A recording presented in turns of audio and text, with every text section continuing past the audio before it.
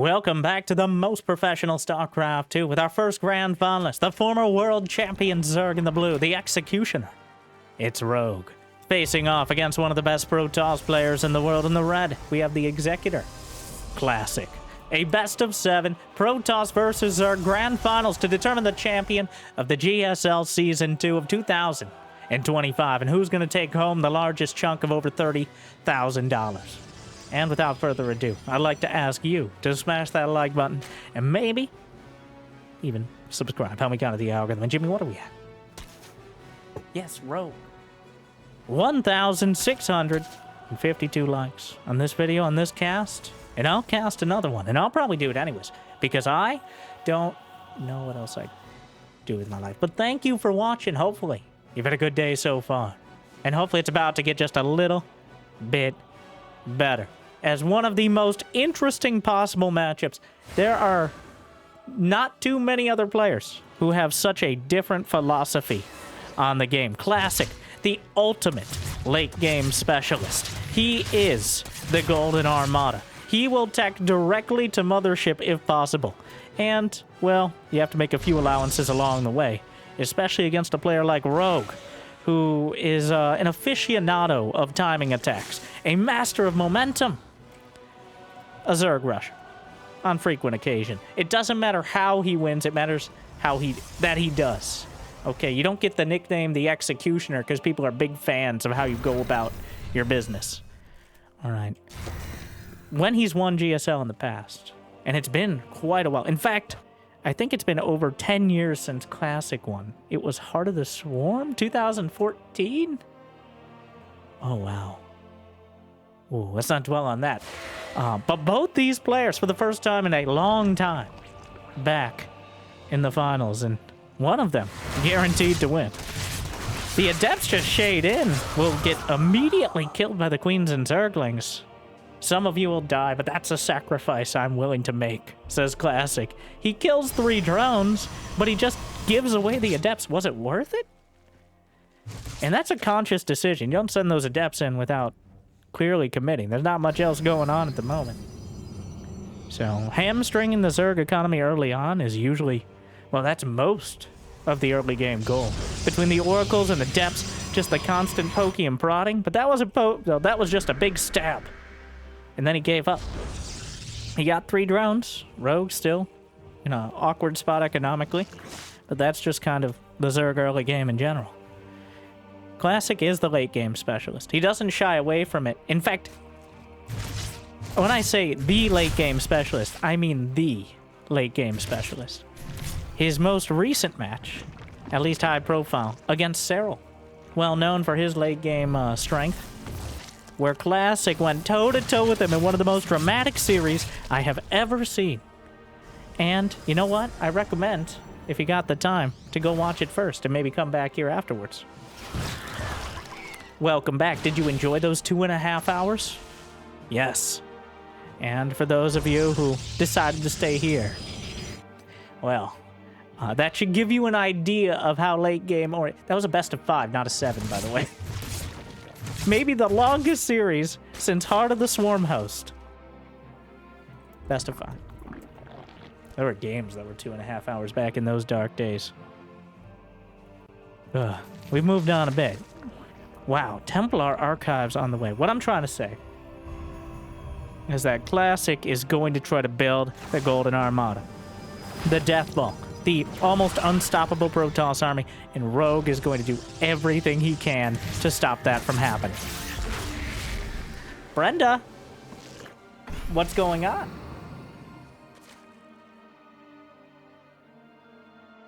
Yeah, that's what I thought. Sorry, I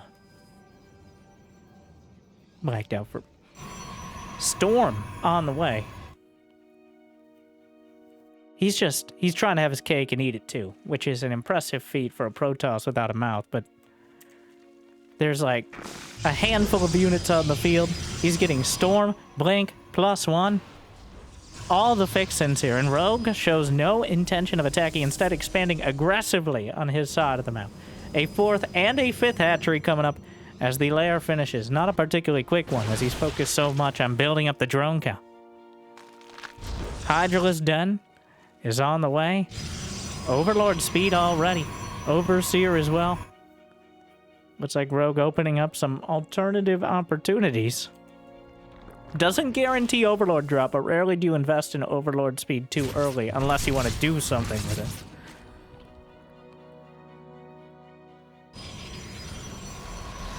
+1 completed. Blink. Right alongside it. Already starting the +2 ground weapons. 12 Hydras on the way. It's going to be a mass Hydra timing. No infestation pit. No Spire. No Roach Warren. Does he have a Roach Warren? No. No Roach Warren. A Noach Warren. Ugh. Rogue building up as much as he can on that lair tech. And Classic knowing how important it is to keep tabs on Rogue's intentions. The Oracle just tucked into the corner revelates the lair. And we'll know for a fact that Rogue is limited to this mid-game tech. There are 2 robotics facilities on the way. Classic already setting up the gas geysers at his 4th base. It's so important to get the Vespene gas as quickly as possible with this high-tech style. Without at least 3 bases of gas, you can't really progress your tech into that endgame composition. Classic setting up a spread of cannons to minimize the potential damage from things like lurkers and pains, but also thin things out for the storms. Baneling drops on the way. It's an old build, but it checks out. Not usually utilized because of its relatively low success rate, but as a first strategy, as an opener, it can potentially be devastating. If he takes out 20-30 probes with the Baneling drops, well, the first one coming in, the probe's already on the run. Technically, there doesn't have to be anything in the Overlord drop, and now there isn't. Another one? Disappointing, yet still alive. So, not to bring up your biography, but... Oracle comes back in, slaps a revelation. There's so many Banelings on the way. He's got 30, he's building 20 more Baneling speed. No infestation pit, let alone a hive out of Rogue. He's grabbed 5 bases. He's got 80 drones, 200 supply. Rogue with the full maxed out Zerg rush. Classic is not maxed out. Only 73 army supply, but he's got the cannons on defense. He's got the Templar with Storm. He's about to complete +2. He knows that something like this is coming. He's taken down the rock towers in order to buy himself a few more seconds. And those seconds are going to be worth the price. Rogue is setting up, arcing out all the way around.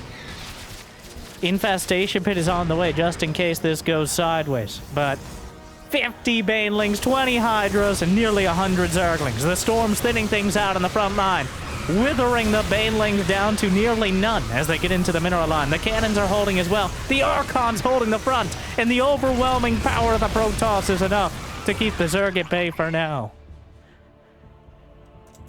So far, what? 50 Banelings? Rogue manages to lose like a record-breaking number of Banelings, and when they show up on the unit's loss tab, that means they died, they didn't attack. Which is a distinct difference, because when Banelings attack, they technically don't show up there, because they accomplished their goal. It's a weird spread. Still shows up in the resources lost. But a fleet beacon is on the way. The timer has started. As Classic feeling confident enough, but here comes Rogue with another round. The infestation pit is done, but a hive is nowhere to be seen.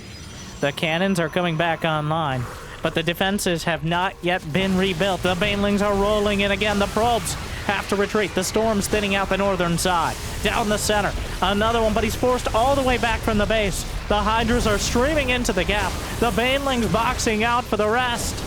And so far, the Archons are holding the line, but the Nexus itself is taking heavy fire. Is taken down. The Hydras retreat. But it was a costly fight for Rogue. Picks off a free Archon, a Warp Prism up to the north side. He lost a lot. And that means we have to ask ourselves the eternal caster question.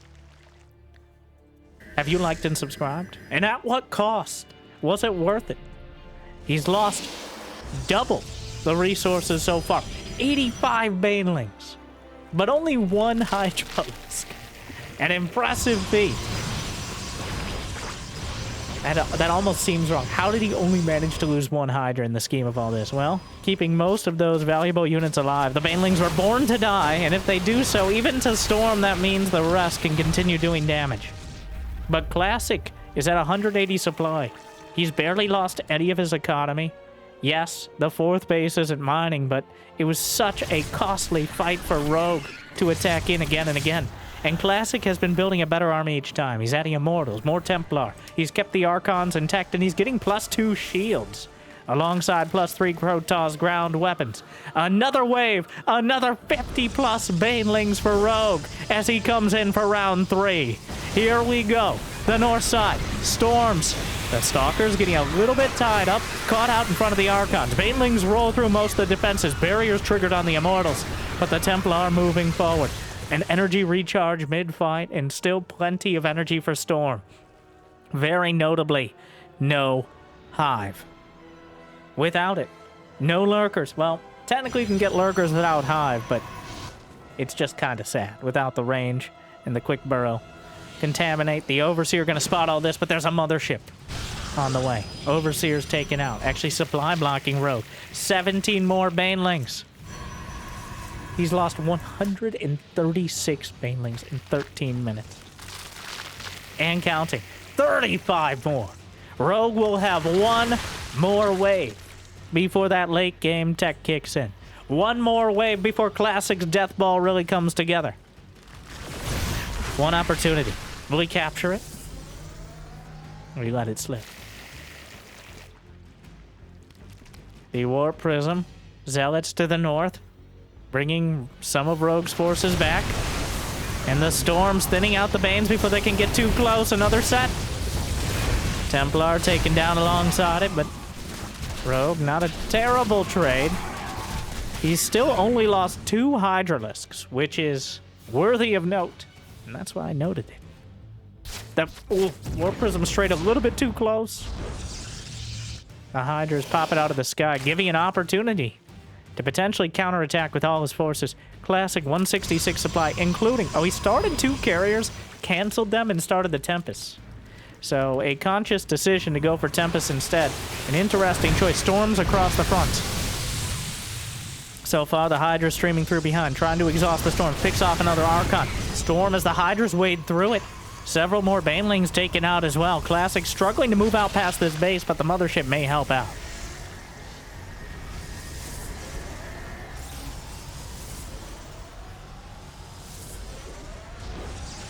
Couple Tempests finishing now. But here comes Rogue again. The Time Warp over to the right flank. The Storms and the Mothership to the north. Immortals holding the line. Cannons backstopping all of it. Barely any detection, and would it even matter? The Zealots over to the left. And Rogue dips to 140 supply. A few dozen more Zerglings in production, but Classic is going to try to carry this across the map. He's got +3 ground weapons, +2 shields. And that means even the Zealots are a force to be reckoned with as they charge in and somehow survive the Baneling hits. Classic has maintained his 4 bases. He's made it to the Mothership. He has Tempest and other fleet beacon opportunities on the field. And even though Rogue has creep across most of the map, even though Rogue has managed to execute attack after attack, he's lost 230 Banelings. And that's just including the ones he lost before they were able to outright attack themselves. Hive is on the way. Lurker Den. Carapace upgrade. Honestly, the Carapace upgrades, the defensive upgrades, not a priority as Storm. And the sheer damage output of most of these units really keeps Carapace from being a major factor, since on both sides, weapon upgrades scale with the amount of damage, approximately, that each unit does. Important for Banelings and Lurkers and Hydras, especially. Well, Zerglings as well, they attack quickly. Whereas Carapace, armor, and shields only reduce each damage point by 1. So in many cases, the weapon upgrades will increase damage by more than the equivalent armor or shields could negate it. And both sides clearly focused on getting damage done, as opposed to preventing it. Because the best defense seems to be a great offense. Especially for Rogue, but Classic has survived. He has the army. He has the upgrades.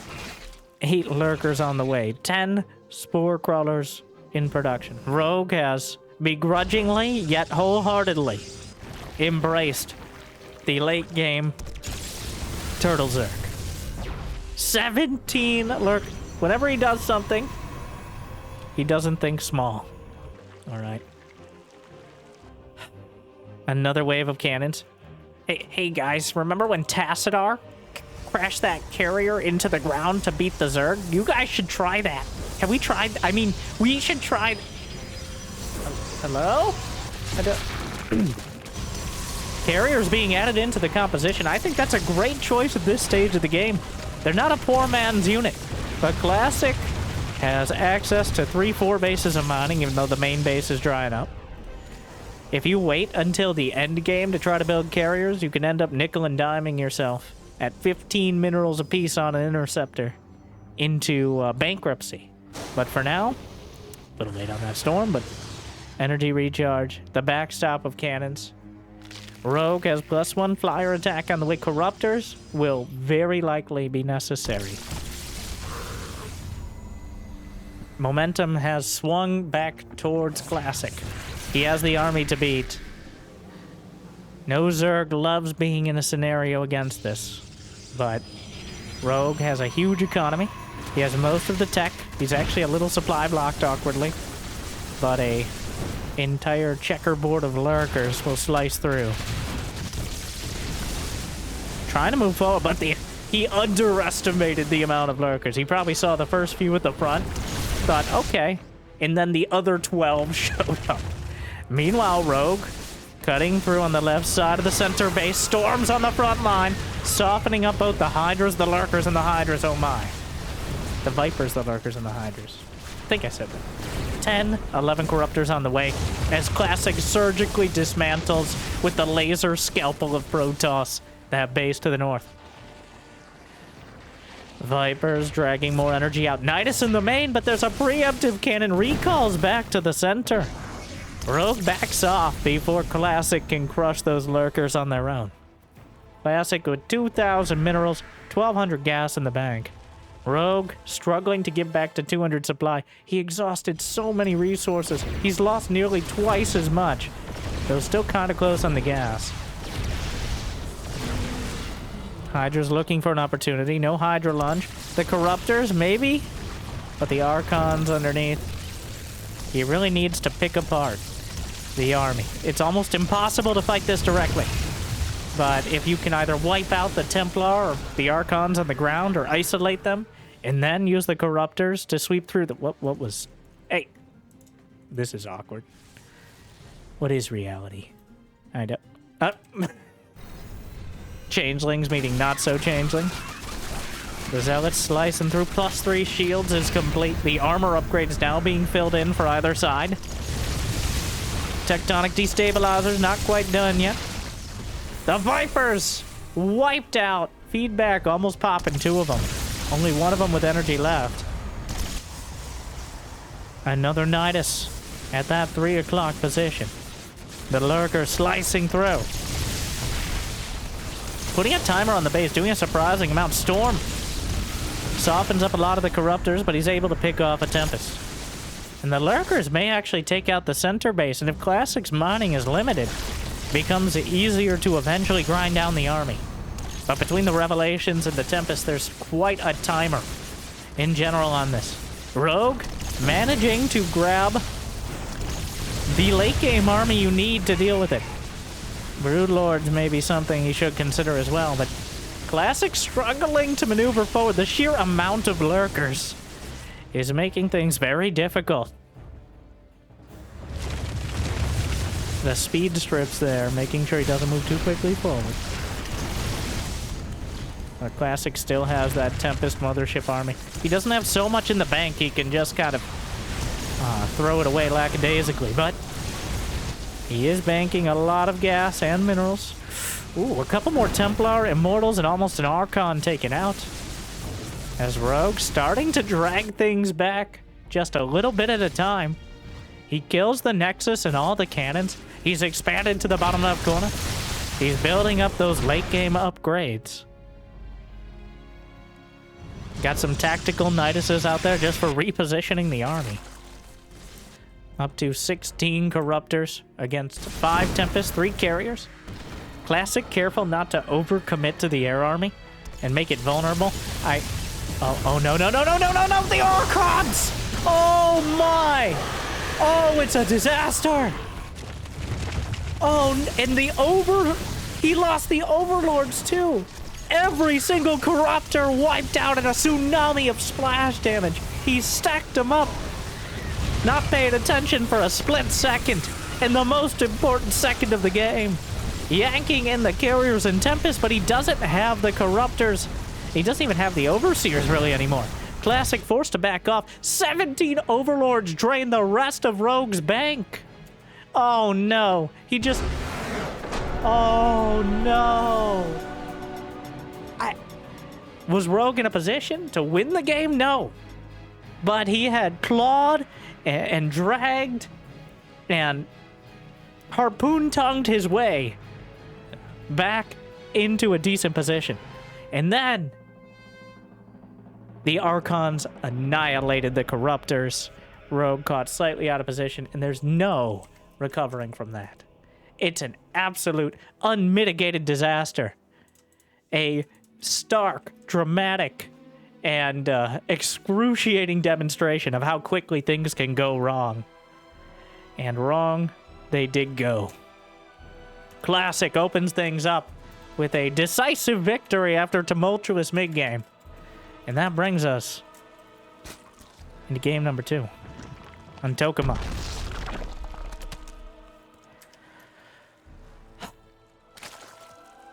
Rogue, that was near perfect defense out of Classic. I need to point that out.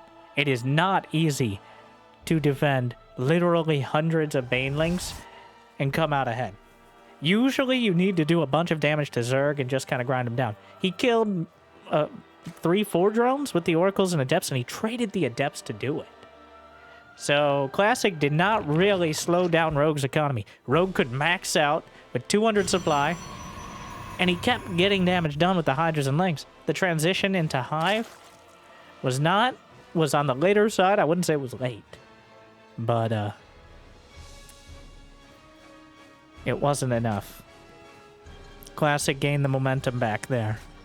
Once Rogue was forced to back off, once the Mothership and Tempests are overhead, there's no ground army. You can't expect to compete with Tier 3 with effectively Tier 2.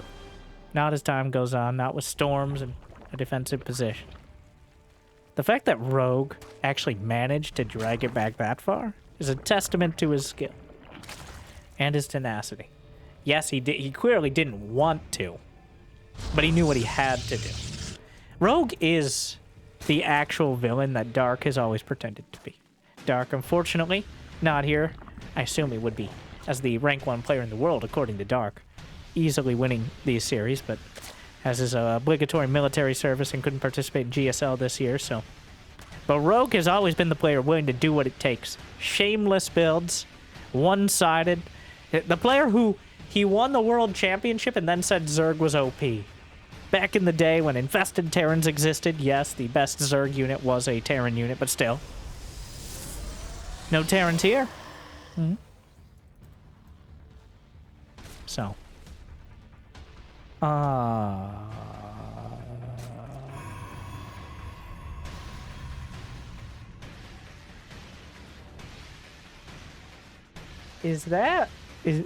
I'm sorry. Is that a robotics facility? It's Classic.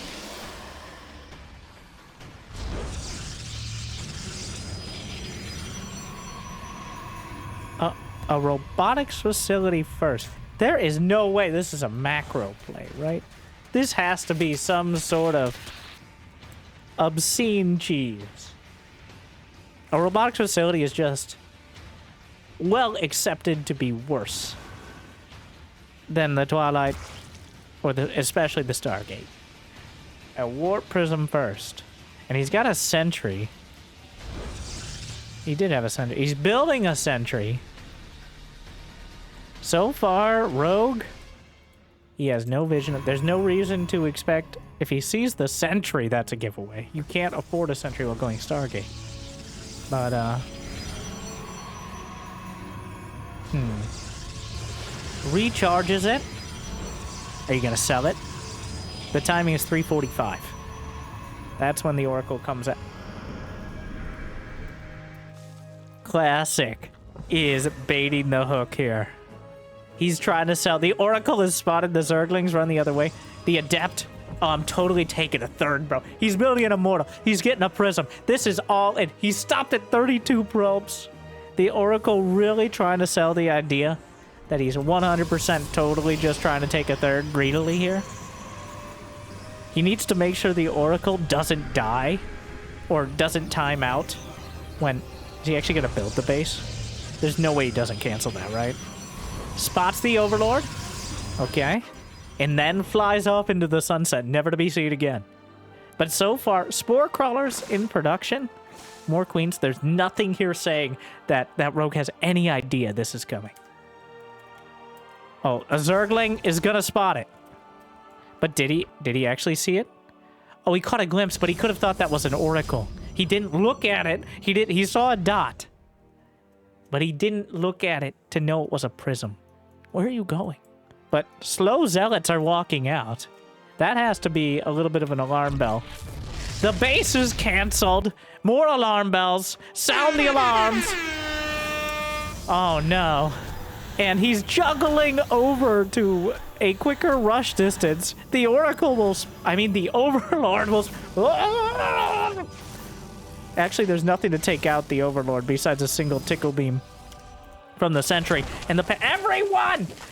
Edna! Karen! Lucille! Jennifer! Stop injecting the main! Come on! Everyone! Brenda, calm down. Sorry, the Zealots at the front. The Queen's desperately trying to hold the Spore Crawlers. He force fields a Spore Crawler to try to keep it away. We'll blast through with the Spore Crawlers ending up being a very key part of all this. The Warp Prism is No, the Warp Prism! What have you done? The Warp Prism by far immediately rebuilding it. The Queen's getting pounded. But if anyone was going to, they're the ones that can take it. Still, so much damage. He just needs one more Warpin'. But Rogue's starting to thin this out. There are no reinforcements on the way. A Spine Crawler is done. He tries to recall the Immortal. And I swear recall takes longer when your unit's getting attacked. What a disaster. Hero couldn't be here with us today, I think because of Rogue. But losing the Prism, stress, classic, clearly less comfortable with the big... He did it perfectly. He completely convinced Rogue this was a normal standard build. He blindsided him with the Immortal slow lot, or just regular Zealot timing if we're being less disparaging. And then he lost the Prism. You had one job. Well, you had a lot of jobs, but the most important job was not lose the Prism. The focal point of the entire build. One more Warpin', a little bit of Immortal Micro. That might be enough to break through, but Rogue has Spine Crawlers on the way. There are 13 Roaches in production. The Warp Prism in the main. The Spine Crawler's more here for funneling the slow lots, which are kind of slowly working their way through, but that's not enough. Classic with an ill-fated attack.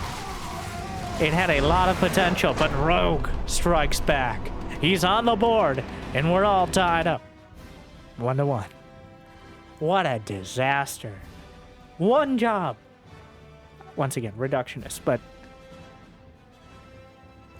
one of the best executions of that obscene and kind of one-time use cheese.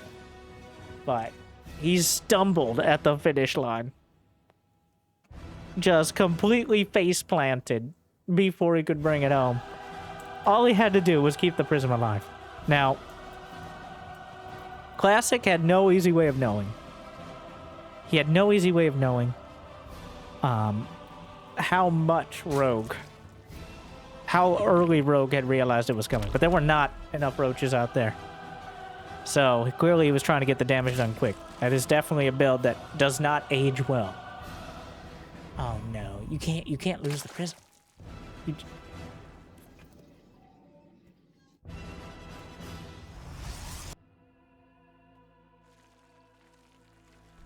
1-to-1. Ley lines.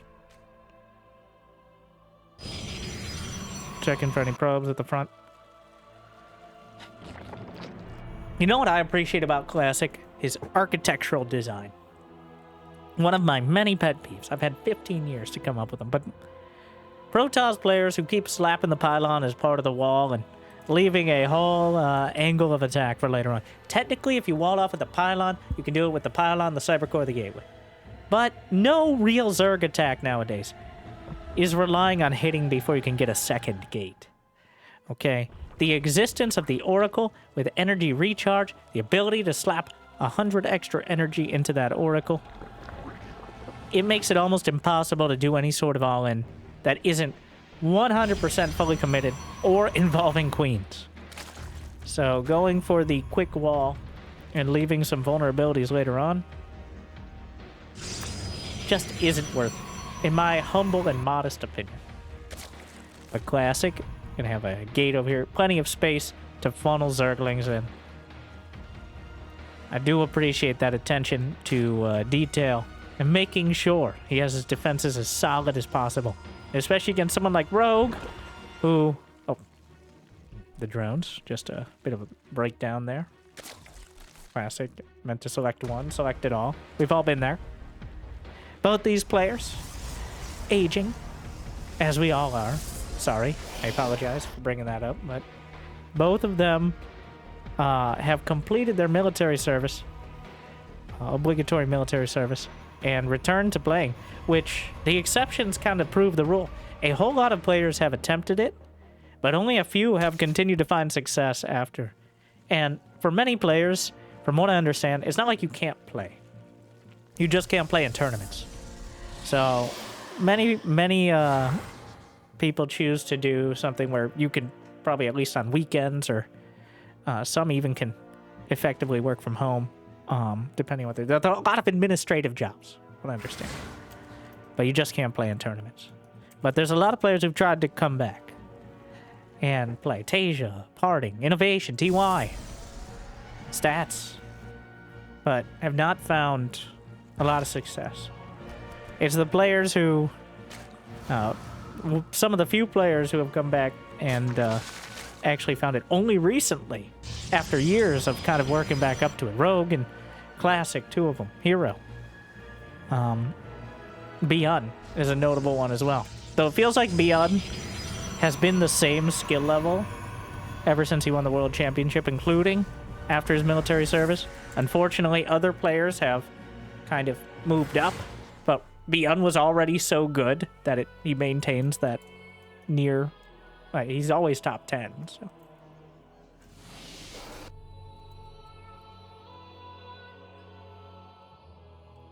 Zerglings heading across. With devs tucked in. No sort of background shenanigans here. It's gonna be the Oracles to protect. The third base should be... Whoop!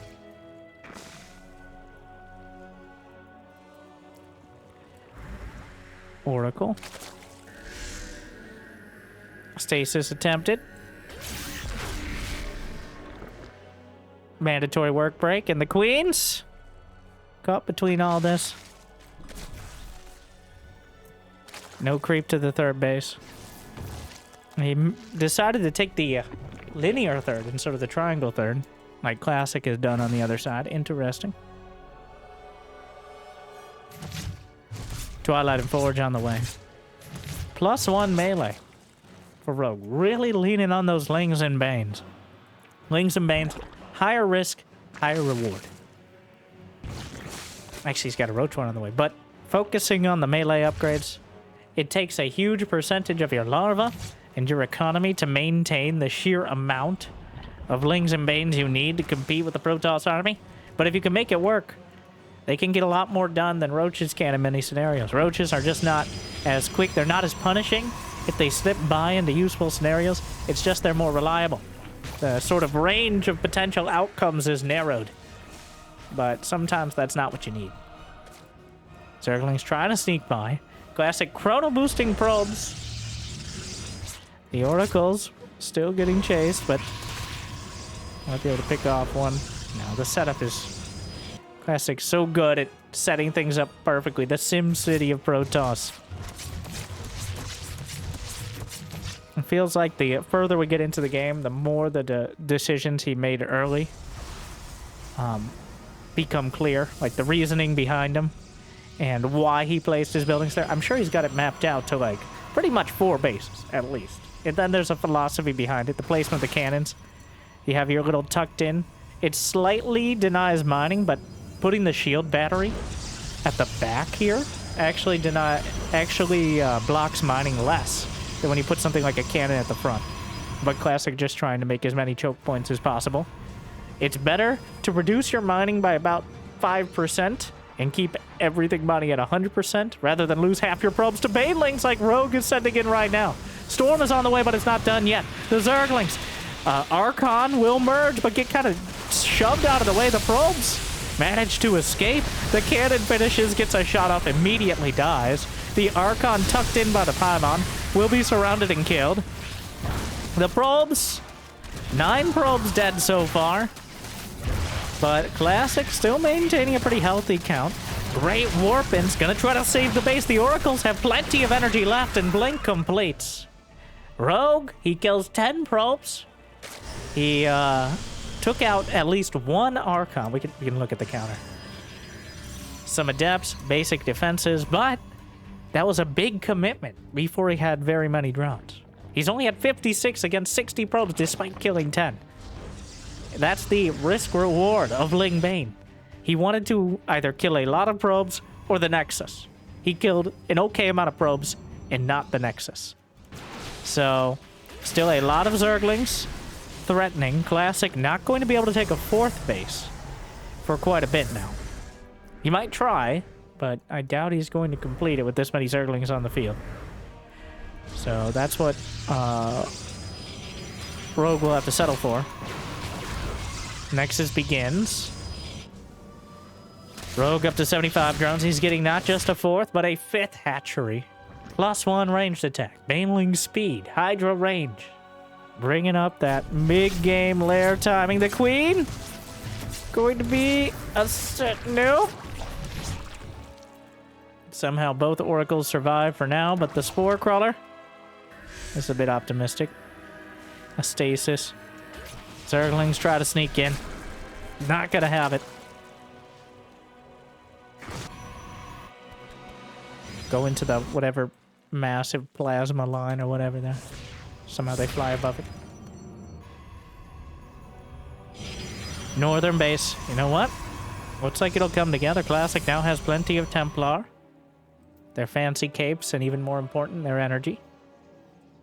Cannons starting to backstop all the bases. Zerglings sneaking in, but Classic walls off with Warpins. Another little detail that adds up over time, minimizing the opportunity for the Zerglings to get in.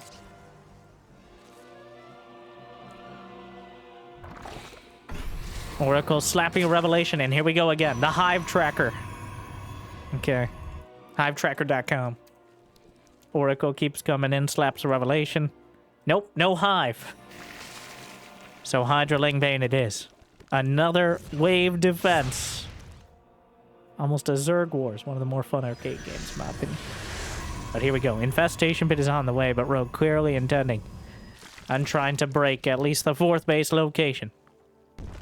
Classic putting together his defenses. He's got some Stasis. He's got Templar scattered throughout. Cannons as well. Stasis catches some of the Lings.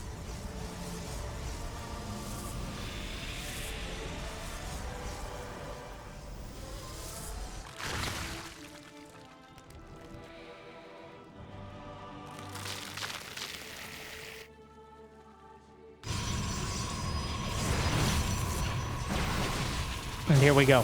Storms holding the front line. That is a lot. Overlord speed on the way, as Rogue may try another angle. Immortals being pumped out. And a fleet beacon joins the production tab. The timer has begun yet again. Some of the Zealots caught out on the north side.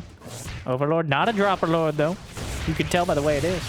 Isn't that neat? But here, Classic stretched out a little far. The Lings are going to try to chase. The Storm's whittling down their numbers, but not quite enough to stop the Archons from being surrounded and killed.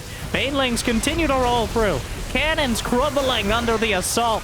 And Hydra's behind, really taking advantage of the situation. But the Templar are still mostly intact. Archons continue to merge. And the supply... Classic? Hitting the select all army hockey, including the Prism. Fleet Beacon is done, will be scouted. Recalls 5 Zealots. Very lucky Zealots, but... War Prism does survive for now, though still dangerously close to the edge of the map. Classic lives, and he maintains the vast majority of his probes. Meanwhile, Rogue... No Hive. Hive Tracker says no. 35 more Banelings, plus 2 melee attacker. 42 more Banelings. So many Banelings. How many Templar? There's 6 Templar, each with 1 or 2 storms. The Oracles maintained overhead despite permanent hull damage. Archon's holding the line for now. The cannons are coming back up. Hold position on the Zealots to keep them in place and minimize the damage. But here comes another wave. Using the storms, but Rogue trickling in the Banelings to minimize how many get hit by a single storm. Probes on the run. Zealots in the main base. The War Prism found an angle. His creep didn't make it to the edge, and now the Queens are going to have to deal with it. Classic holding his 4th, and now driving it back. Might even be able to catch Rogue at a single choke point. Hitting him with storms on a single ramp would be a best-case scenario here. Rogue finally begrudgingly kicking and screaming will be dragged into a hive. But once he gets there, I'm sure he'll embrace it fully. No Lurker Den on the way. We'll see what he intends on going for. But Classic is bringing it together. The Mothership has yet to enter production. The Immortals! He's built up 4 Immortals, and they didn't actually join the army yet. They aren't blocked in. I mean, they are blocked in, but he hasn't... Oh, now he notices. The reserves. And what a set they are. 4 more Immortals joining the army, creating this brute force, ground-based death ball that is very difficult for anything but mass lurkers to break. Rogue is still no Lurker Den. Hive is done. Ultralisk may be a choice. A good one? Yeah. Templar in front. Warding away. The cannons helping deal with the Banelings. A big counterattack. Rogue setting up so either of these can potentially do damage. The Warp Prism in place. There's no anti-air to stop it. Could do a big warp. It goes for it. Nexus under fire. More storms to try to ward things away. But Zerglings on the 5th base down the center. Cancel everything! Just completely deletes the base, removes it. Mothership is nearly completed, but Classic cuts his losses as Rogue.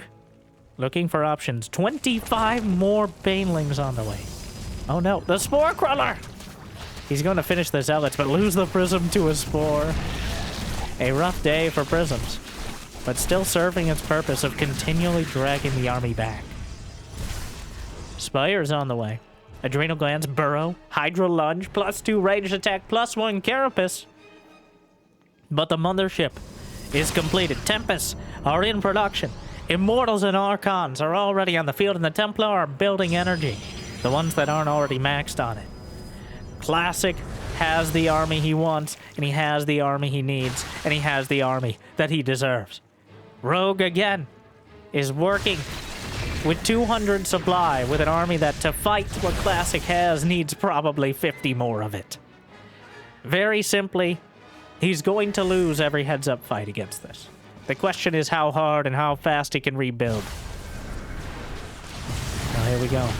The sheer amount of Archons. 11 Archons, 8 Immortals, huge stasis, time warps! Beautifully done so far. The stasis keeping most of the army at bay. The cloaking making it difficult to engage or target anything. Another wave of storms rolling in as the Banes do as well. The Mothership tanking a lot of damage. The army starting to thin out. Archons, Tempests. Overkill on the Zerglings, but still helping out. Gonna take out this base. More Zerglings coming up. The Hydra's closing in on the mothership. The Banes came out of stasis. And Classic, he loses his Templar.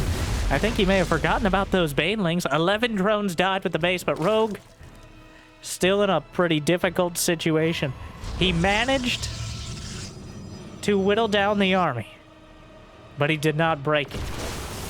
Classic still has many of his Immortals, several of his Archons. He has not lost any position economically, and his tech is only getting better. He's got +3 ground weapons, gonna have +2 shields. Alright, Hogwarts has some real competition right now with how good Classic spellcasting has been throughout the series. The Oracles, constant. Like, he hasn't lost the Oracles throughout the whole game. 16 minutes, and they're constantly throwing out Revelation, Stasis, and even a bit of damage themselves. The Templar gliding to the front line just behind the Immortals. Get down, Mr. Templar! And that center base holds. Rogue does not have the overwhelming economy that you need to break this. He does not have the tech you want to deal with this. And he does not have the army he deserves as a top-level Zerg. Another ship about to complete, +3 shields in production alongside armor and +2 air weapons. And it is trending heavily towards Classic now. Unlike Game 1 where Rogue put together a fighting army that eventually crumbled dramatically, there is no answer to the, well, he doesn't have Lurkers, he doesn't have Broods, he doesn't have Corruptors. That's the list. He might be near equal on supply, but I am hard-pressed. Hard-pressed to see any, It's going to be much more Classic making a mistake than Rogue with some sort of genius play. He has an army that can force mistakes, but so far Classic has not made any significant ones. He's held. In fact, Rogue keeps getting supply blocked. He's losing so many Overlords and Overseers.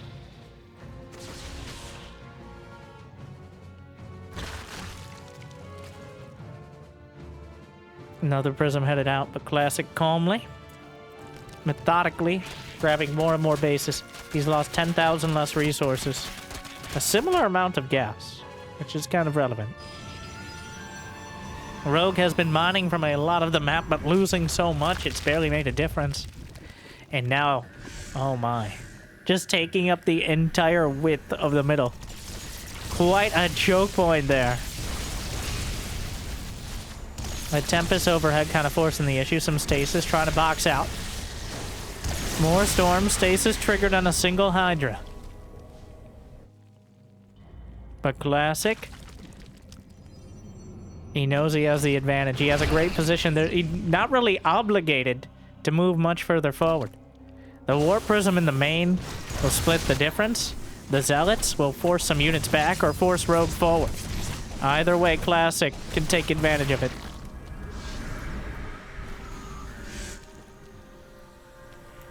There are 23 Hydras. Here we go. Storms across absolutely everything. Time Warp, incredible. Active Cloaking. And that army got annihilated. Classic beat it so hard, Rogue had to type G 3 times. A good game. Classic with a decisive victory. That last fight more one-sided than a Mobius strip. And now, Classic takes a 2-1 lead. He has all the momentum. Rogue knew once those attacks failed, it was likely going to be very difficult from there. Not impossible, but not getting a Lurker done. He's admitting that Classic needs to make a mistake. He put the army in place to maybe force that mistake, but there's no... Even a decent fight would be more than enough. So with that, Classic regains the lead. 2-1 as we go into a map that feels a little bit Protoss favored. It's named Pyla, the powerhouse of the Protoss.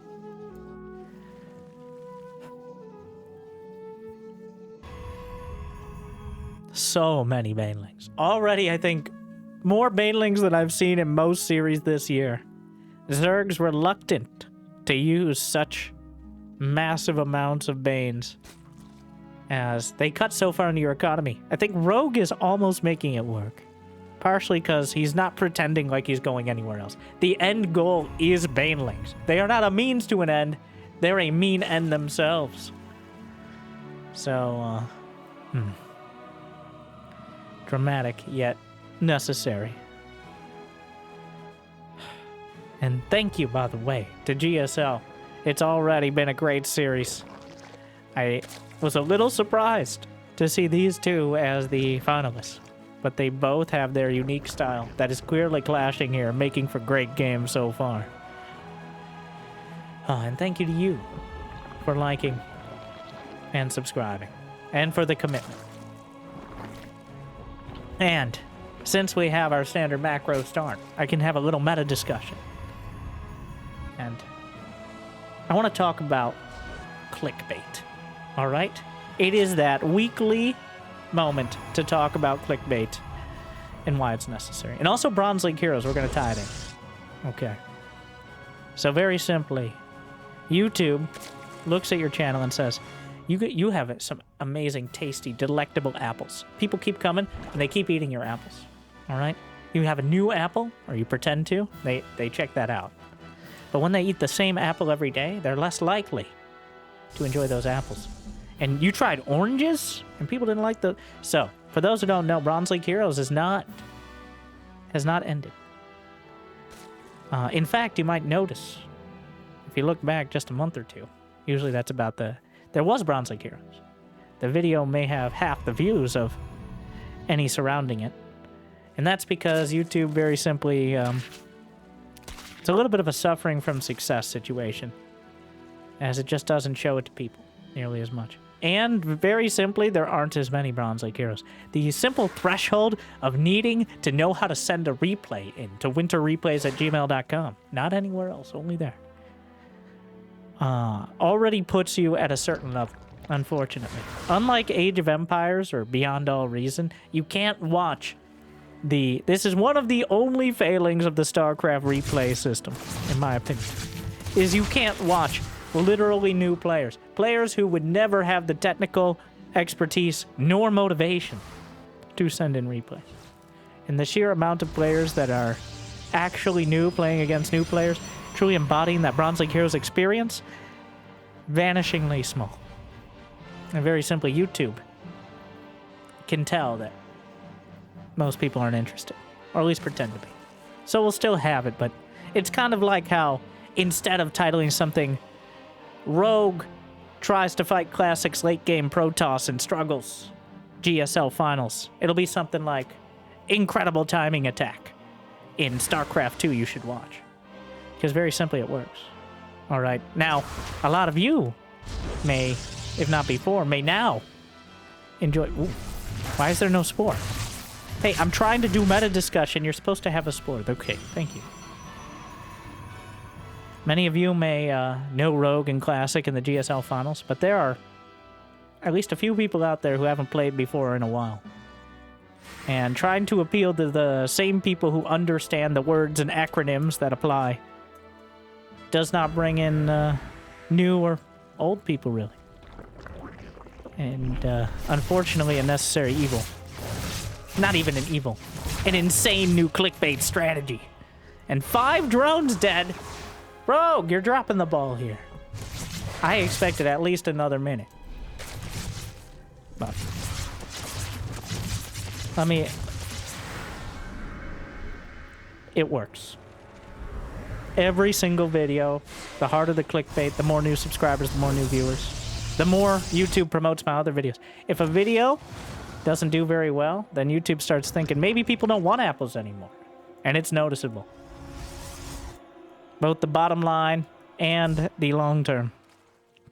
So, I kind of think of the title and the thumbnail as the packaging. Inside, you know, it's something you want. If the packaging is a little off-putting, hopefully that doesn't hurt too much. And just know that most people are not as discerning and as nuanced as you, dear viewer. Not as intelligent or breathtaking or smart. And that's why it appeals to them. But now you're here. And you made it an hour or so in. So it'd be awesome if you could like and subscribe.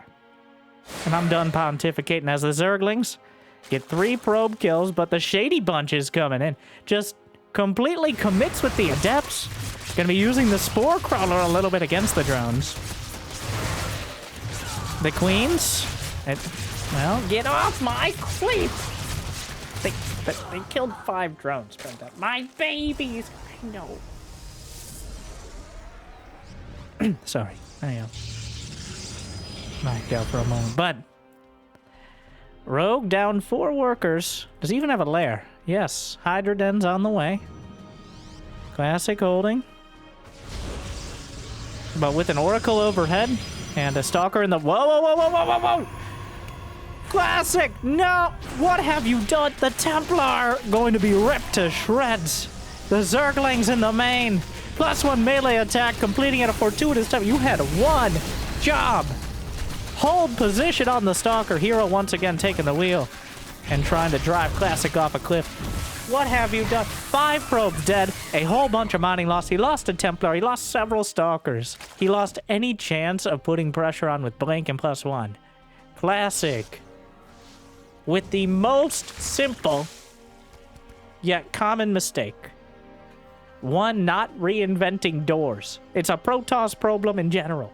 Okay, you would think that people who are literally hundreds of years old could figure out what a door is. Or maybe they just are so old they don't care.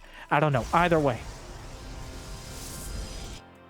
But the simple fact that that Stalker left its post for a moment and the Zerglings get in has brought Rogue back into a very comfortable... Okay, not very comfortable, but a much better position in this game. If Classic continues to be able to keep the pressure on, just keep the Oracles across the map, Rogue has to build more spores, stay on defense. He's not going to be able to slow down the 4th base. That's such an important part. The 4th base is what really ties Classic's whole strategy together. You cannot get Storm and all your upgrades and go to Fleet Picket without the 4th base. We've established this time and time, and now time again. But Rogue still has to break through, and he's very much intending on doing so. He's got 4 going on 5 bases. He's got 77 drones. He's got another hatchery on the way. Hydra speed, Baneling speed, +1 ranged attack. Just popped an Oracle right out of the sky. Classic clearly a bit strained at the moment. He's actually going to move out. The energy bridges, there's nothing special about them besides how cool they look. Just kind of normal terrain that looks amazing. Charge on the way, +2. Rogue just sitting back. He's still building up. No infestation pit. No spire. No other attack. Just building up Hydras, Lings, and Banes. And if Classic attacks, he's playing right into his hand right now. Pulling back. Maybe just trying to bait out more units, but here's the thing. Rogue would have built them anyways. It's another wave defense.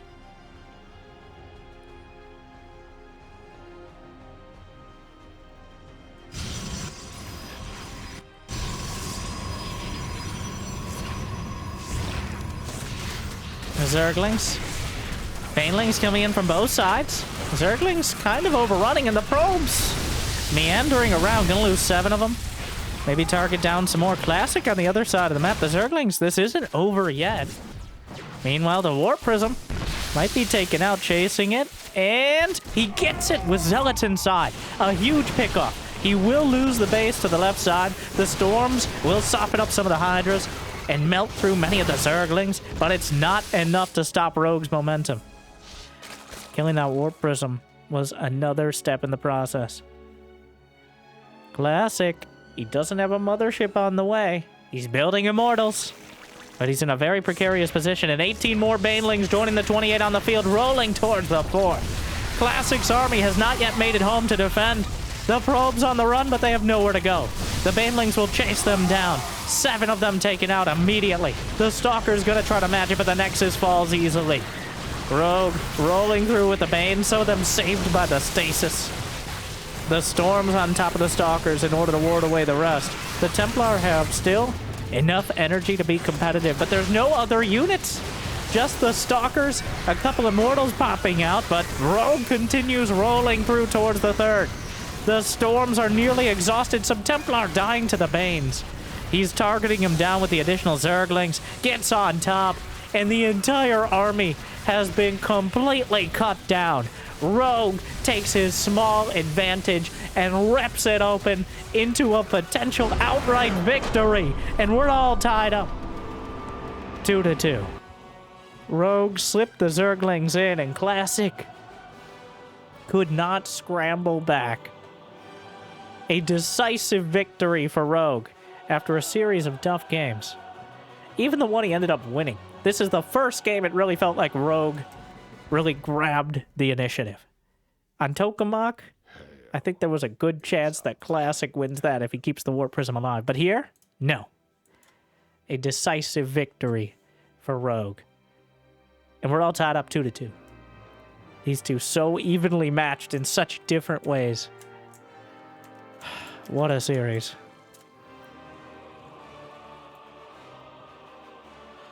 Incorporeal. Game 5. Rogue in the bottom right. Classic in the top left. Getting caught off guard and I think off kilter. He clearly, it prompted some questionable decision making. He may not have realized how committed Rogue was, or maybe he did, but Classic, a bit uncharacteristically committing to a semi-base trade. A surprising choice against someone who already has like 6 bases. Oh, but he blocks the base with the probe. Gets it across the map. I do wonder sometimes, I don't know how much of it is playing Protoss like you already have always have another card in your deck, or playing Protoss like another dirty trick. But no, we say creative, innovative development. But only sending the probe out on certain maps. The rush distance, or the probe rush distance on most maps is similar. So I think on almost all maps, if you're really committed, you can send the probe out at the beginning of the game and get it there before they can get a hatch, unless they're willing to go like 14 hatch. Which some players, I think, are doing. But Rogue, not one of them. Rogue has opted for the more economical, if slightly less defensible versions. No proxy hatches so far. No early pull first. Or regular pull first. That's still early by default, but...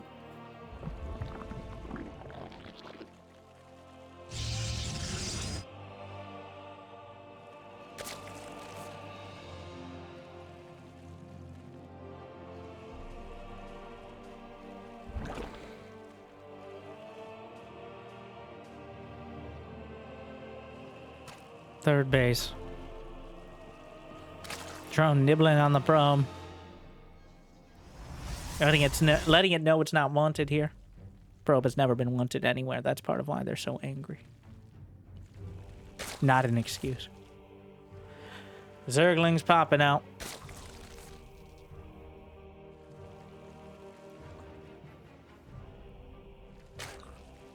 Probe can stick around pretty much until Zergling speed is done. Technically, Slowlings are faster than a probe, but not so fast they can reliably attack multiple times. Which means the probe likely can make it all the way home before the Zerglings can potentially kill it. Especially with an Adept already shading across. Rogue snuck out a couple Zerglings over to the left side.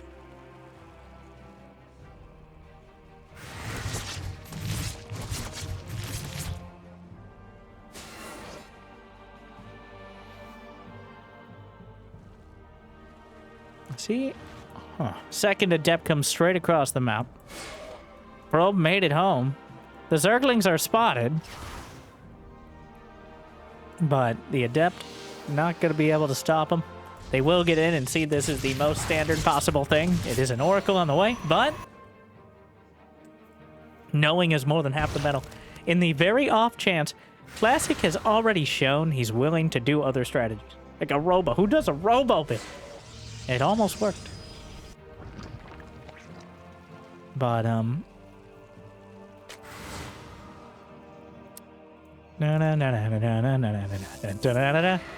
The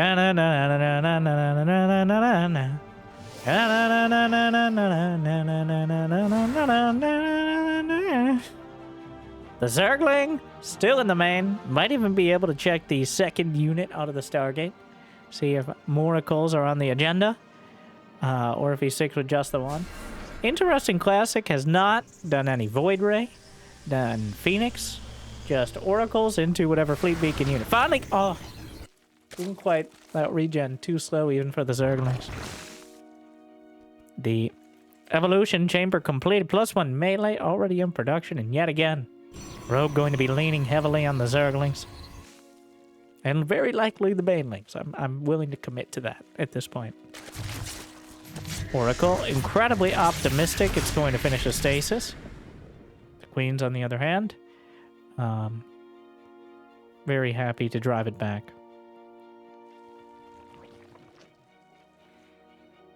Second Oracle. And Twilight Forge. We're headed into that full-on macro game.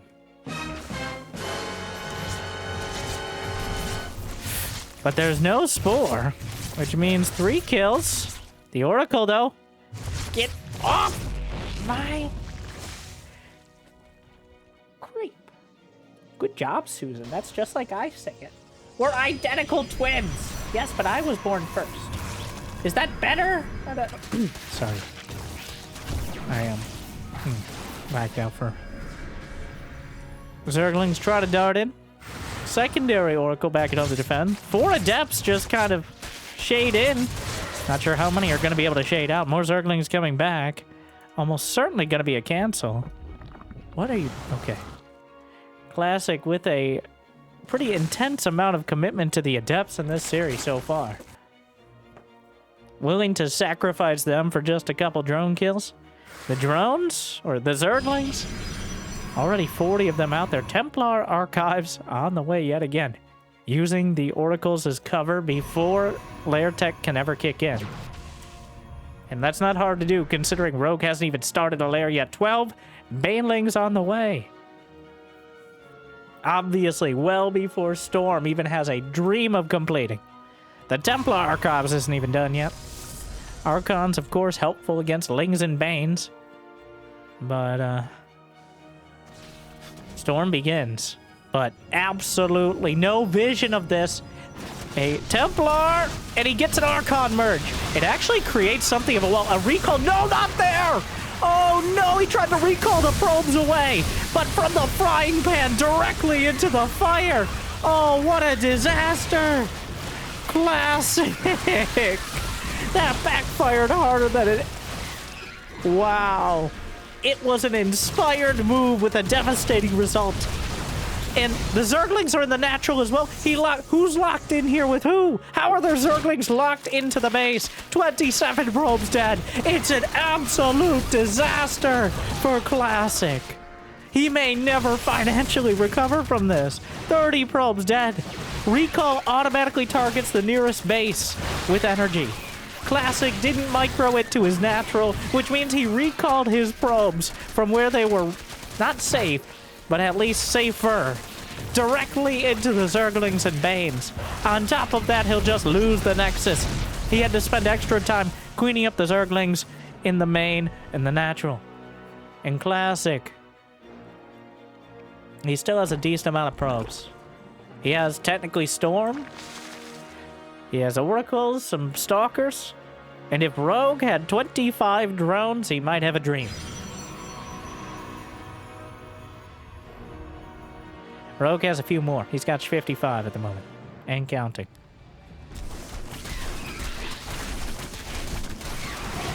I don't blame Classic for fighting it out. There's a tiny, like, I don't blame him for fighting it. I wouldn't like to speak further, as I would be lying.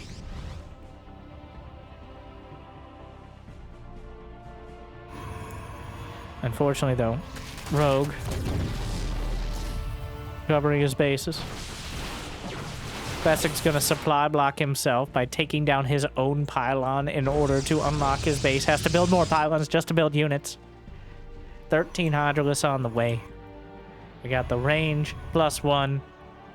and Bane speed in production.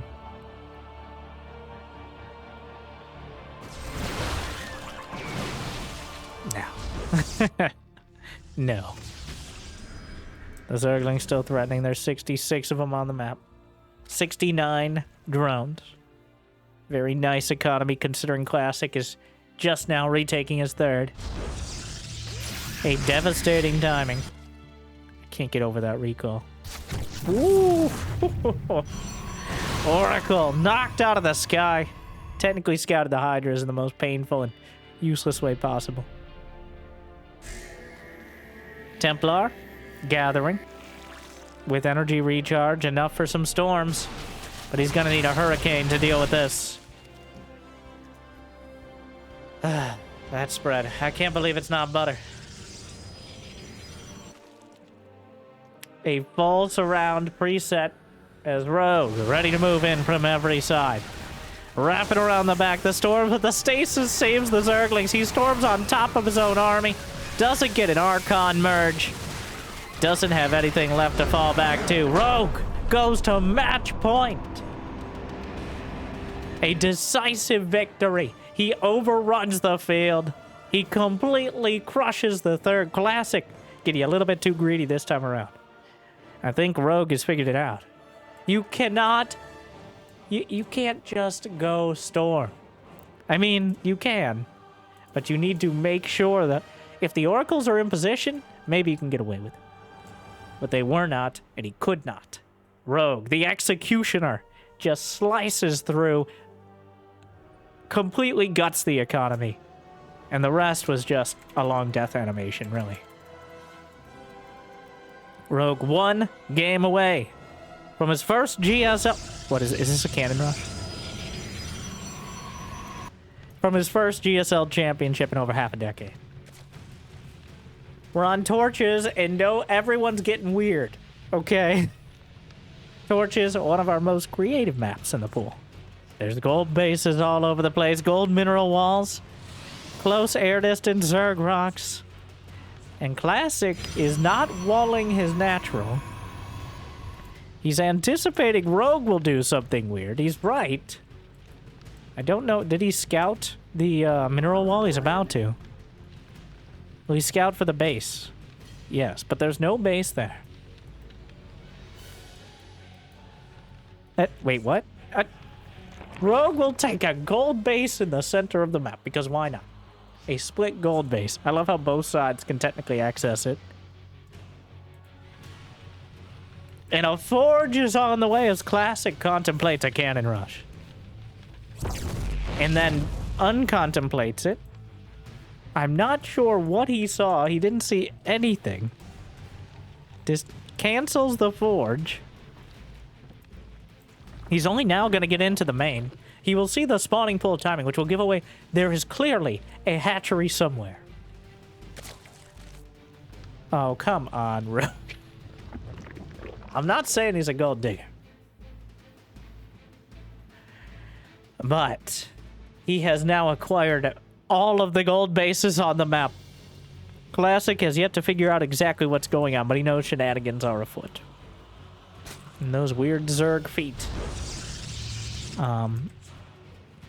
Well, check out my Dronely fans for more info. Like and subscribe.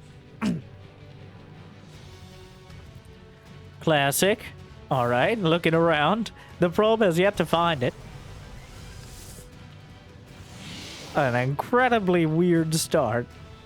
Drones heading both directions. Now, Rogue doesn't have many drones at all. When you send drones out this early, and your hatcheries are kind of... Well, I don't know. I have no idea. This is...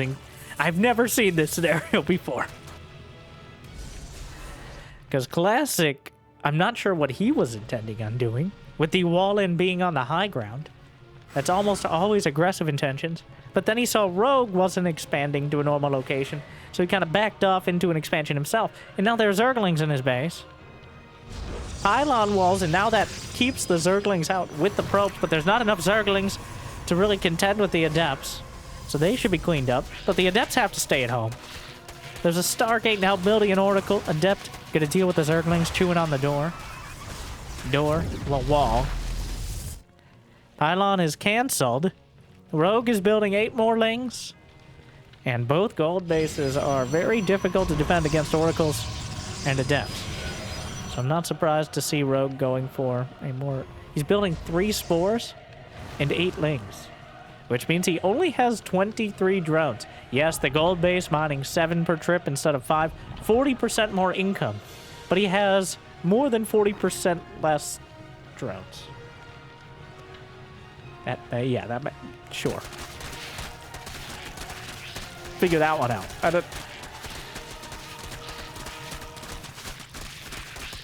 Zerglings working their way through the Zerg rocks, helping them bleed out more quickly, putting them out of their misery.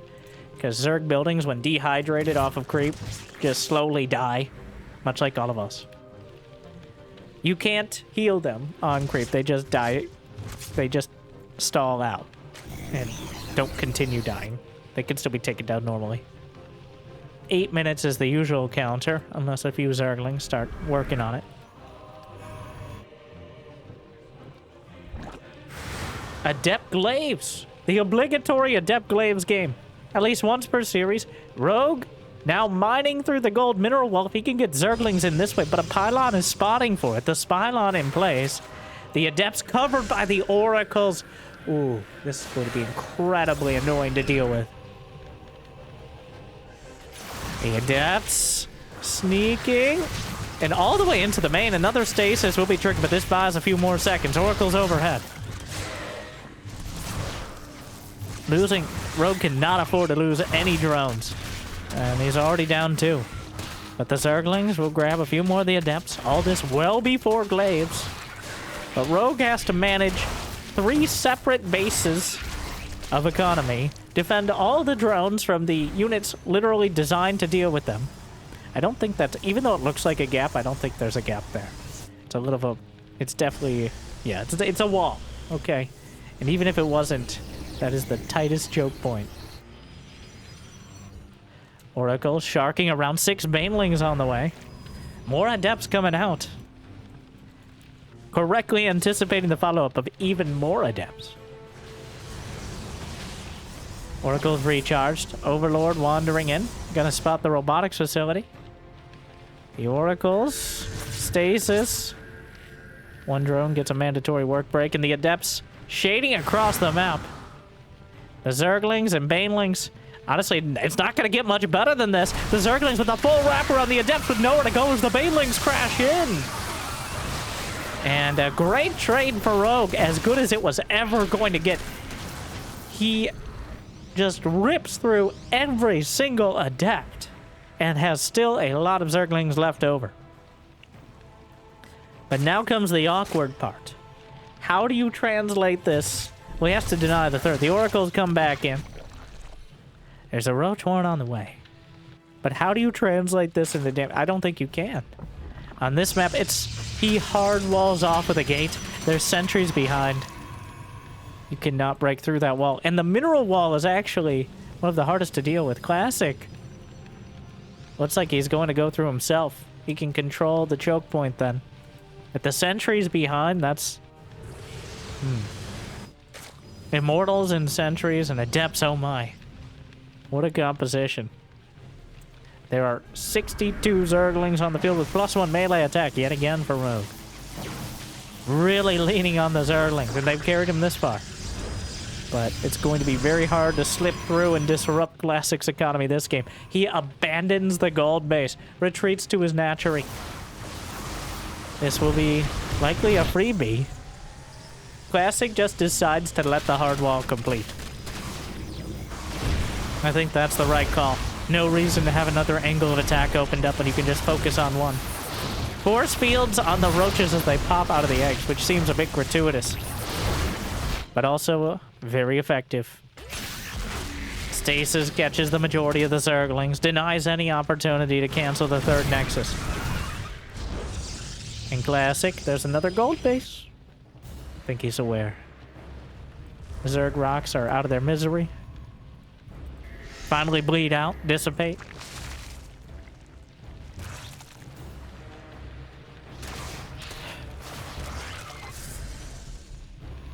Third base now, well, almost completed. The Oracle's overhead. We are 8 minutes in, 46 to 45 workers. This has been a tumultuous game. Neither player really committing to any sort of real economy before trying to get aggressive against their opponent. I think Classic is in a better position, but Ravagers and Lings are pretty good. Adepts in the main. And the drone count, ooh. Some of the minerals actually mined out, opening up more opportunity, but the force field just drawing a line across the battle and isolating a full Ravager donut. Corrosive Biles can't be used with Ravagers in stasis. Some of the sentries going to be taken out, but Immortals pounding their way through. Stasis caught many of the Zerglings. Adepts shading into the natural. 10 drones dead. More in the main. Another wave of Adepts shading through. And Rogue being gutted by Classic here in Game 6. 18 drones dead. Rogue. His economy in shambles. Classic with more than enough. His main army, did he recall back? Indeed. He recalled back to his natural to reposition. And much like Classic last game, now we're just waiting for Rogue to die. Rogue, to his credit, much like Classic last game, is going to try one last fight. And as long as Classic is not completely asleep at the keyboard, and even if he is, I'm not confident Rogue can win the fight. But that's just Protoss in general, am I right? The Oracle itself puts a timer on the entire attack. There's only 2 queens on the map, so barely any anti-air at all. The Ravagers and Lings force field to zone out. 59 to 19 workers. The Lings managed to make it through. Corrosive Biles will land, but the barriers for the Immortals hold the line. Kind of shuffles out of the Biles, and Rogue taps out. We're going to game number 7. The GSL Finals going the distance. 2 surprisingly evenly matched combatants. And we're prepared to go all the way. Wow. Game number 7. Classic again holding against Rogue's aggression. Rogue finding his way through several times, but Classic stopping him just as often. And that brings us to our final match. After all the fire and fury, we're headed to Persephone. Definitely another of our most dramatic maps that has made for some very dramatic games. I'm not sure who it favors. I'd lean towards Classic, but Rogue has clearly adapted to his style. I think Torches is such an outlier, we can't really read into the strategies used there. That's another one of those, like, we're just going to throw this out there and see if it sticks. Rogue had the opportunity. And Classic, I still want to know what his intent was. He clearly adjusted when he saw Rogue was doing something. What? Not even Classic.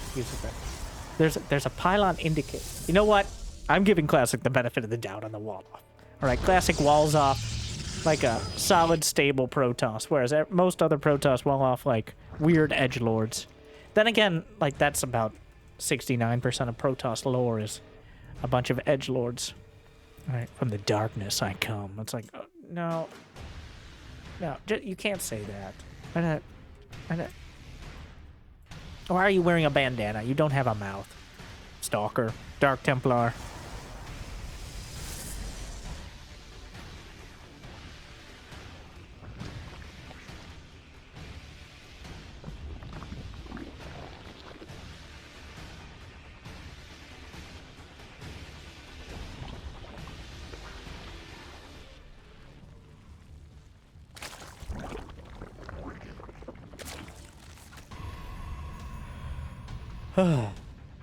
We've gone the distance. Rogue able to make the mid-game work so many times over. But, again, it does seem to be a timer. If Classic survives, then eventually he will have the army. It's up to Rogue to rip him apart before he puts it together. And every game, pretty much, has followed that trend. Persephone, not an easy map for Zerg to do so. Past the first 4 bases, every expansion goes forward towards the Protoss. Making it harder and harder to hold as time goes on, unless you're able to somehow maintain air control. Which Classic, I'm sure, is going to contest with that Stargate right off the bat. Not going to try any more shenanigans. Back to the Stargate. The staple. Honestly, having more than one game without the Stargate being the first choice, or even having one game, is already an outlier. As I'd say, less than 10% of Protoss versus Zerg, especially unprovoked Protoss versus Zerg, do not have the Stargate. That Robo, an outlier in and of itself. I mean, especially with energy recharge, the Oracle is by far the best tool. You got scouting, you got harassment, you have utility, you can defend, attack. The only thing you can't do really is kill overlords, but why do you need to? The Oracle can give vision to stalkers. It's just, it does everything. The Swiss Army knife of Protoss.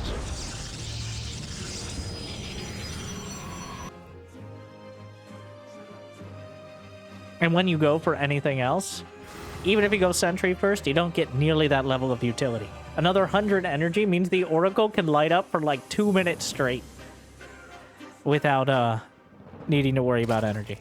Almost, not quite. Adept shades all the way by. Will? No. Doesn't get a drone. Gonna go for the second one. Gets it. But will die. And the Brenda, come back! No! What? My babies! What? Sorry. 6 drones dead. As the Queen abandoning her post, expecting the Spore Crow to be done. It's only 10 seconds. Alright? A lot can be done in 10 seconds, like slaughtering 5 drones. And Rogue, already a bit hamstrung to start. Not an auspicious beginning.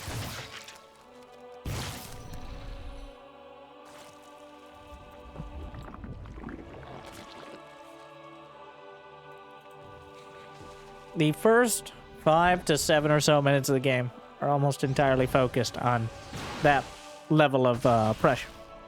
Making sure they have to build Zerglings. They have to build spores. Otherwise, Zerg goes straight up to 80 drones, 5 bases, and an overwhelming amount of Hydroling Bane that we've already seen. The margins are very thin on either side. The reason I think it can feel a little rough, especially from the Zerg perspective, is it's entirely on the Zerg to defend. If the Zerg makes a mistake, they lose. If the Protoss makes a mistake, they can still rebuild back at home. Doesn't mean they're in a good spot, but since they're the aggressors, they have that recovery option. But for now, hey, this is a message from the Hatchery Owners Association. This is restricted layers, Brenda. You can't do more of these bits in one game. I can and I will. Restricted layer space. That's what I was saying. We don't have a layer. It's the idea.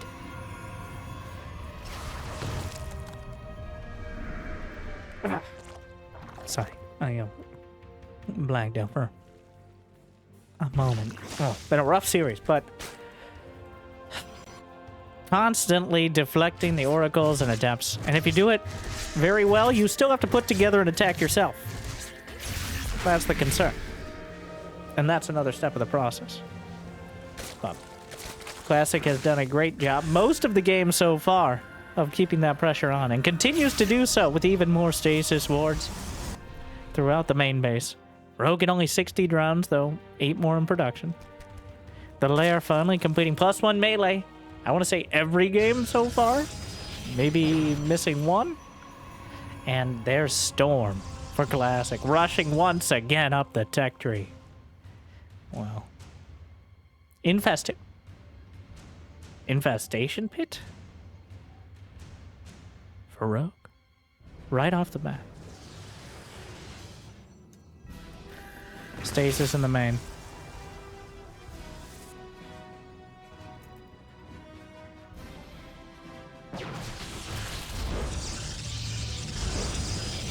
Swarm House?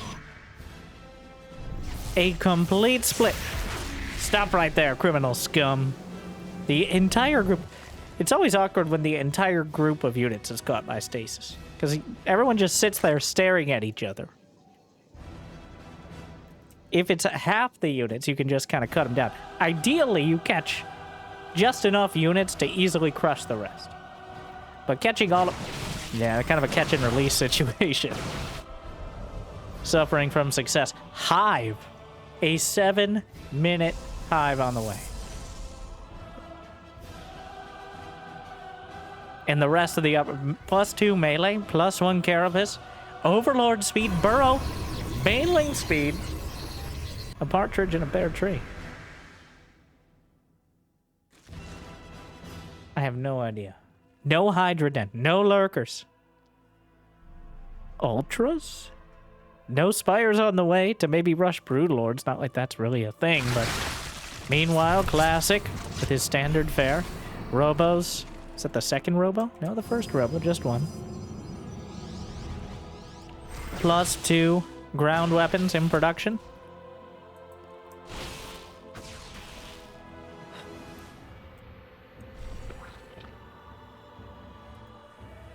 The hive is done. What's it gonna... An Ultraless Cavern. An Ultra Rush. I guess if Classic doesn't scout it in time, that could be devastating. A massive risk for potentially massive reward with the most massive units in the game. Besides your mother. Neural Parasite on the way as well, so anticipating the usage of Archons and Immortals. Rogue could either bash through the army or turn it against Classic, but he has to survive. Classic is not rushing up to Fleet Beacon. He's going to have a strong ground army to contest this. But these Overlords in a conspicuous position. Mass Overlord drop. Operation Overlord will begin. 17 Banelings on the way.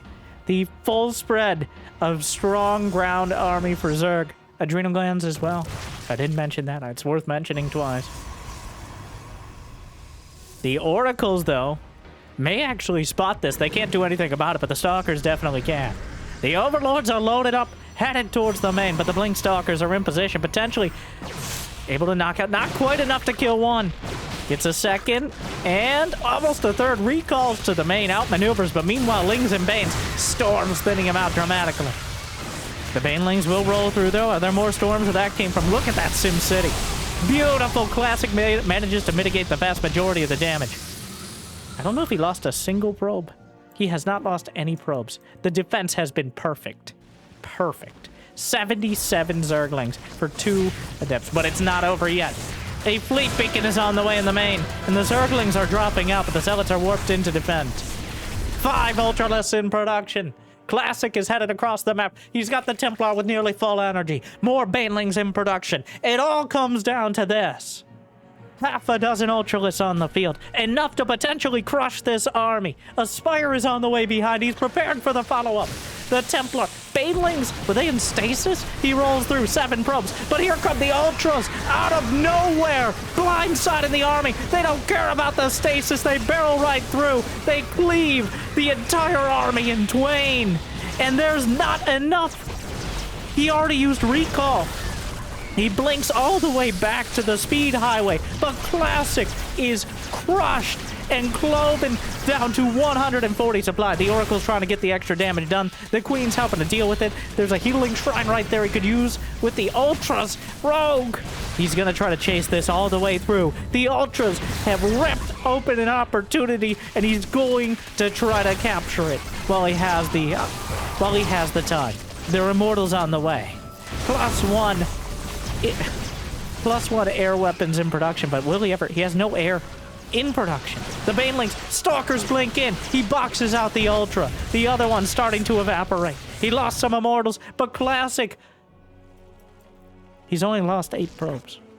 He holds. A fighting retreat. The Oracles adding so much damage against the Ultralisks. The Sim City setting up the defenses, forcing the Zerglings to trickle through. The Ultras blocked at the gates. Pun somewhat intended. And now, well, he's held. But can he strike back? No mothership on the way. No Tempest. The upgrades will progress, but that's about it. We've got 4 Infestors in production as Rogue continues building Ultralisk. The main base, the cannons were taken out. And Classic, +3 Protoss ground weapons. That's kind of an important one. The shield upgrade will complete. +3. He's targeting it with the Zerglings. What a save! He saves it by that much. Meanwhile, Baneling's rolling in, but he deals with it. Oh no, the probes went the wrong way. He's gonna lose a dozen. Not the end of the world, but certainly not great. Finishes +3 ground. Zergling's already overrunning the base. The Ultras, he's got 5 of them. Another wave is loaded up. He's gonna drop in again, just as Classic leaves the main. The Zealots have to come back around. The Zerglings, Stalkers blink back. Enough storms to help deal with this, but actually starting to lose a lot of the probes. The Zerglings on top of everything. In the main, did he just storm his probes? No, the Templar killed just as many probes as the Zerglings do. 32 probes, and he gets +3 shields. It's denied. It wasn't close to finishing, but he takes out the Forge. Classic still has a good ground army, but he's getting death by 1,000 adrenaline cuts. +3 melee attack is about to complete. Rogue has 5-6 bases. Got at least 1 macro hatch. He has the upgrades. Classic is putting a mothership in production. The Immortals, building a number. 8 Immortals versus 6 Ultras. He's tailoring his army to deal with this, but Classic, or Rogue, has a greater Spire in production. Making that Spire great again in an attempt to counter the outright ground army, but Tempest in production as well. Zerglings in the main, Zerglings in the third. There's a few burrowed at the fourth. Takes out some more cannons, another drop in, but this one is cleaned up with relative ease. Those Infestors already have Neural Parasite. It's already completed.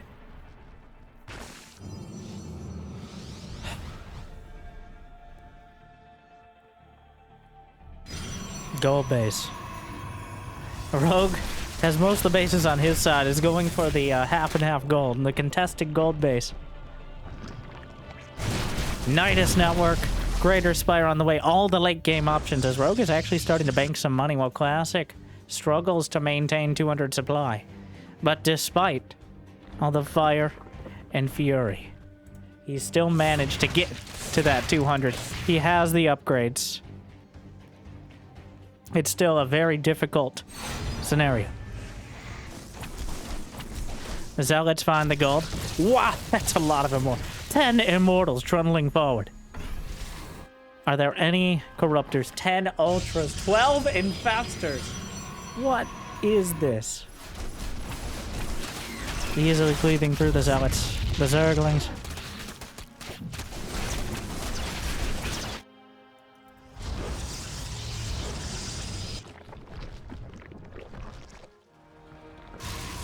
Three more cannons.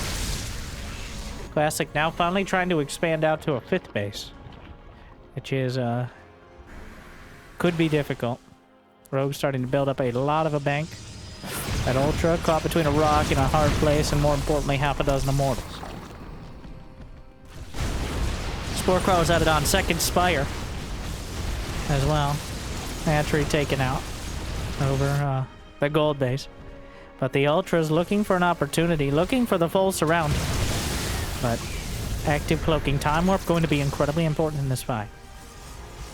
Slowing the Ultras down for even a couple seconds would have a huge impact. Nidus in the main. Classic doesn't actually have the resources to warp in reliably. The main base is mined out. The natural's drying up.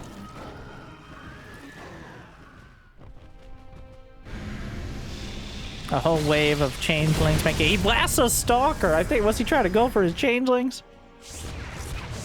Another Ultra coming in. Just right-click on changelings. Ultras and Zerglings chewing through. The defenses have been thinned dramatically by the repeated attacks. Classic still has that death ball, but almost nothing in the bank. If Rogue does even mildly well in one fight, He can just lean on the economy to overwhelm the rest. The Infestors. Another choice that hasn't really been revealed. I don't know if he's seen them.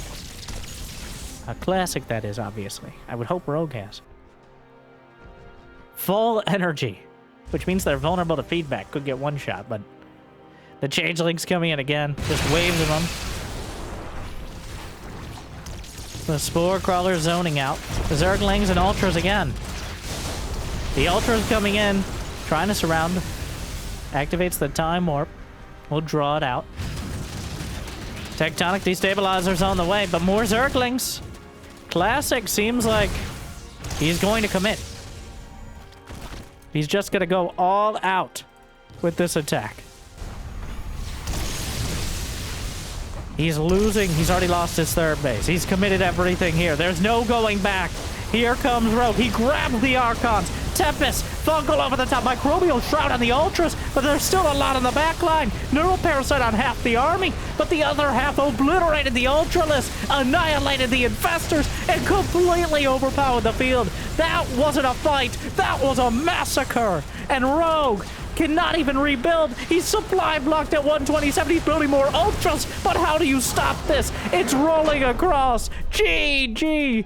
And the GSL champion, after 11 years, oh my god, is Classic. Rogue committing to that late-game army. And that late-game army getting lambasted by the death ball of Classic. He withstood the repeated onslaughts. He survived long enough to claim a 4-3 victory in one of the most dramatic GSL finals, and just finals in general, I've ever seen.